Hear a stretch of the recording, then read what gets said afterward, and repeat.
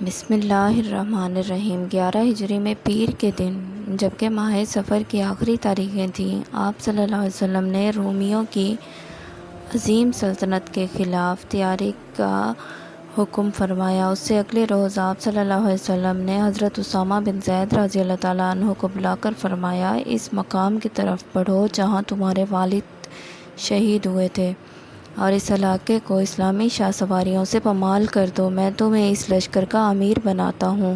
نہایت تیزی سے سفر کر کے اپنی منزل کی طرف بڑھو تاکہ جاسوسوں کی اطلاعات سے پہلے دشمن کے سر پر پہنچ جاؤ۔ اگر اللہ تعالیٰ تمہیں ان پر فتح عطا فرمائے تو ان لوگوں کے درمیان زیادہ دیر مت ٹھہرنا اور اپنے ساتھ جاسوس اور مخبر لے جانا۔ آپ صلی اللہ علیہ وسلم کی طبیعت اس وقت ناساز تھی، اس کے باوجود فرما رہے تھے، اسامہ کے لشکر کو روانہ کر دو۔ اپنی طبیعت کی خرابی کے پیش نظر آپ صلی اللہ علیہ وسلم نے حضرت ابوبکر صدیق رضی اللہ تعالیٰ عنہ کو لشکر کے ساتھ جانے سے روک لیا اور انہیں حکم دیا کہ وہ لوگوں کو نمازیں پڑھائیں۔ اتوار کے روز آپ صلی اللہ علیہ وسلم کی تکلیف میں اضافہ ہو گیا۔ حضرت اسامہ رضی اللہ تعالیٰ عنہ اپنے لشکر کے ساتھ مدینہ منورہ سے باہر ٹھہر گئے تھے، وہاں سے آپ صلی اللہ علیہ وسلم کی ملاقات کے لیے آئے۔ جب آپ صلی اللہ علیہ وسلم کے حجرے مبارک میں داخل ہوئے تو آپ صلی اللہ علیہ وسلم آنکھیں بند کیے نڈھال سی حالت میں لیٹے ہوئے تھے۔ حضرت اسامہ رضی اللہ تعالیٰ عنہ نے آہستہ سے آپ صلی اللہ علیہ وسلم کا سر مبارک دبایا اور پیشانی کو بوسہ دیا۔ آپ صلی اللہ علیہ وسلم نے کوئی بات نہ کی، دونوں ہاتھ اوپر کی طرف اٹھائے اور ان کو اسامہ کے پر رکھ دیا۔ حضرت اسامہ رضی اللہ تعالیٰ عنہ سمجھ گئے کہ آپ صلی اللہ علیہ وسلم ان کی دعا فرما رہے ہیں۔ اسلامی لشکر روانہ ہونے کی تیاری کر رہا تھا کہ مدینے سے پیغام ملا، آپ صلی اللہ علیہ وسلم کی طبیعت ناساز ہو گئی ہے، آپ نہ جائیں۔ اس طرح یہ لشکر روانہ نہ ہو سکا۔ طبیعت خراب ہونے سے پہلے ایک روز آپ صلی اللہ علیہ وسلم آدھی رات کے وقت قبرستان بقیع میں تشریف لے گئے اور وہاں ہر مومن کے لیے مغفرت کی دعا فرمائی۔ قبرستان سے واپس لوٹے تو سر مبارک میں شدید درد شروع ہو گیا۔ حضور اکرم صلی اللہ علیہ وسلم نے سیدہ عائشہ صدیقہ رضی اللہ تعالیٰ عنہ کو سر درد کے بارے میں بتایا۔ انہوں نے سر دبانا شروع کیا، سر درد کے ساتھ بخار بھی شروع ہو گیا۔ مرض شروع ہونے کے بعد بھی آپ صلی اللہ علیہ وسلم اپنی تمام ازواج کے ہاں باری کے مطابق تشریف لے جاتے تھے۔ جس دن آپ صلی اللہ علیہ وسلم حضرت میمونہ رضی اللہ تعالیٰ عنہ کے ہاں تشریف لے گئے، اس دن مرض میں شدت پیدا ہو گئی۔ تب آپ صلی اللہ علیہ وسلم نے اپنی تمام ازواج کو بلایا اور ان سے اجازت لی کہ آپ کی تیمارداری حضرت عائشہ صدیقہ رضی اللہ تعالیٰ عنہ کے حجرے میں ہو۔ سب نے خوشی سے اس کی اجازت دے دی۔ پھر حضور صلی اللہ علیہ وسلم پر غشی طاری رہنے لگی۔ بخار کی شدت زیادہ ہوئی تو آپ صلی اللہ علیہ وسلم نے مختلف کنوؤں سے 7 مشکیں پانی منگوائیں اور اپنے اوپر ڈالنے کا حکم دیا۔ جب حضرت محمد صلی اللہ علیہ وسلم کی طبیعت زیادہ خراب ہوئی تو اپنا ہاتھ مبارک پانی میں ڈال کر اپنے چہرہ انور پر پھیرنے لگے۔ اس وقت آپ صلی اللہ علیہ وسلم فرما رہے تھے، اے اللہ، موت کی سختیوں پر میری مدد فرما۔ سیدہ فاطمہ رضی اللہ تعالیٰ عنہ فرماتی ہیں کہ جب میں نے رسول اللہ صلی اللہ علیہ وسلم پر بے چینی کے آثار دیکھے تو میں پکار اٹھی، ہائے میرے والد کی بے چینی۔ یہ سن کر آپ صلی اللہ علیہ وسلم نے ارشاد فرمایا، آج کے بعد پھر کوئی بے چینی تمہارے باپ کو نہیں ہوگی۔ حضور اکرم صلی اللہ علیہ وسلم پر وفات کے وقت جو اس قدر تکلیف اور بے چینی کے آثار ظاہر ہوئے، ان میں بھی اللہ تعالیٰ کی حکمت ہے۔ آپ صلی اللہ علیہ وسلم کو جب بھی کوئی تکلیف ہوئی عافیت اور شفا کی دعا کیا کرتے تھے، لیکن جب مرض وفات ہوا تو اس میں شفا کی دعا نہیں مانگی۔ حضور اقدس صلی اللہ علیہ وسلم پر بے ہوشی طاری ہوئی تو سب ازواج مطہرات آپ کے آس پاس جمع ہو گئیں۔ مرض کے دوران آپ صلی اللہ علیہ وسلم نے 40 غلام آزاد فرمائے۔ گھر میں اس وقت 6 یا 7 دینار تھے۔ حضور اقدس صلی اللہ علیہ وسلم نے سیدہ عائشہ رضی اللہ تعالیٰ عنہ کو حکم دیا کہ ان دیناروں کو صدقہ دے دے، تاکہ ساتھ ہی ارشاد فرمایا، مجھے اے محمد اپنے رب کے پاس کیا گمان لے کر جائے گا کہ اللہ تعالیٰ سے ملاقات ہو اور یہ مال اس کے پاس ہو۔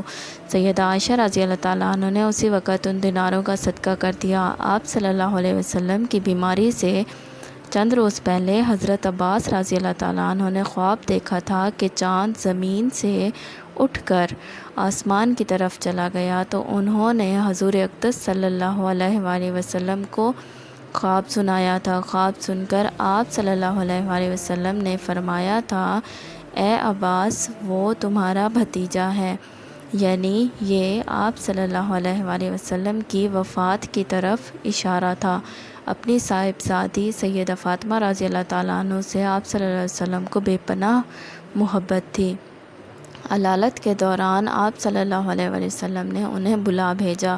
وہ تشریف لائیں تو آپ نے ان کے کان میں کچھ باتیں کی، وہ سن کر رونے لگیں۔ پھر ان کے کان میں کچھ فرمایا تو وہ ہنس پڑیں۔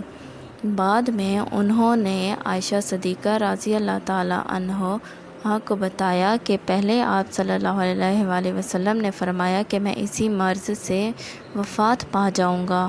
یہ سن کر میں رو پڑی۔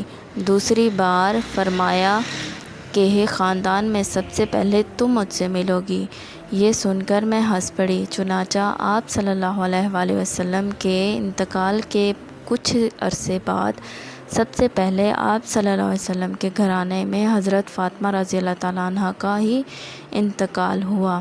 وفات سے 1 یا 2 دن پہلے آپ صلی اللہ علیہ وآلہ وسلم نے لوگوں سے ارشاد فرمایا، لوگوں نماز نماز نماز کے بارے میں اللہ سے ڈرو اور اپنے غلاموں کا خیال رکھو۔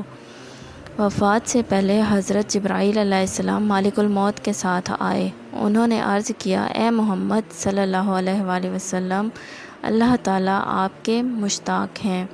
حضرت جبرائیل علیہ السلام مالک الموت کے ساتھ آئے تھے۔ انہوں نے آپ صلی اللہ علیہ وآلہ وسلم سے عرض کیا، اے اللہ کے رسول، یہ مالک الموت ہیں اور آپ سے اجازت مانگتے ہیں۔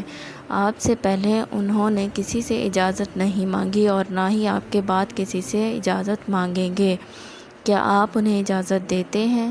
حضرت محمد صلی اللہ علیہ وسلم نے انہیں اجازت دے دی۔ تب اسرائیل علیہ السلام اندر آئے۔ انہوں نے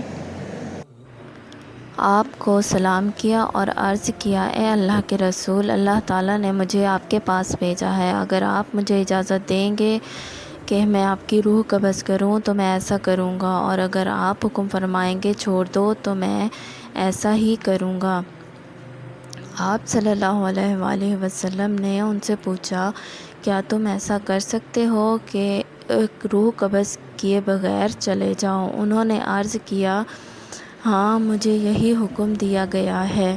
آپ صلی اللہ علیہ وآلہ وسلم نے جبرائیل علیہ السلام کی طرف دیکھا تو انہوں نے عرض کیا کہ اے اللہ کے رسول، اللہ تعالیٰ آپ کی ملاقات کے مشتاق ہیں۔ آپ صلی اللہ علیہ وآلہ وسلم نے فرمایا، مجھے اپنے پروردگار سے ملاقات عزیز ہے۔ تو پھر آپ صلی اللہ علیہ وسلم نے حضرت اسرائیل علیہ السلام سے فرمایا، تمہیں جس بات کا حکم دیا گیا ہے اس کو پورا کرو۔ چنانچہ مالک الموت نے نبی آخر الزماں صلی اللہ علیہ وآلہ وسلم کی روح قبض کر لی۔ انا للہ و انا الیہ راجعون۔ اس روز پیر کا دن تھا اور دوپہر کا وقت تھا۔ وفات کے فوراً بعد حضرت ابوبکر صدیق رضی اللہ تعالیٰ عنہ کو اطلاع بھیجی گئی۔ وہ فوراً آئے۔